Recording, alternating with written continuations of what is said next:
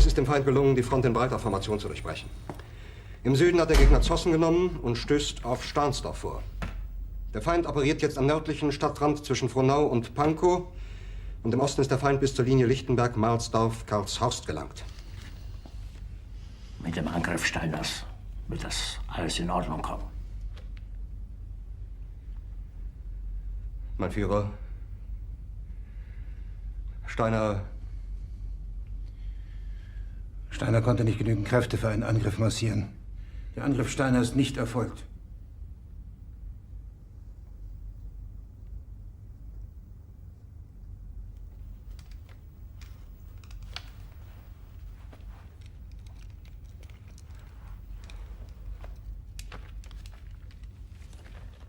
Es bleiben im Raum Keitel, Jodl, Krebs und Burgdorf.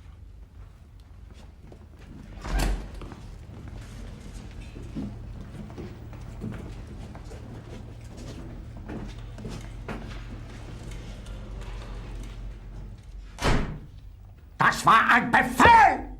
Der Angriff Steiners war ein Befehl! Wer schickt Sie? Dass Sie es wagen, sich meinen Befehl zu widersetzen! So weit ist das also gekommen. Das Militär hat mich belogen! Jeder hat mich belogen, sogar die SS!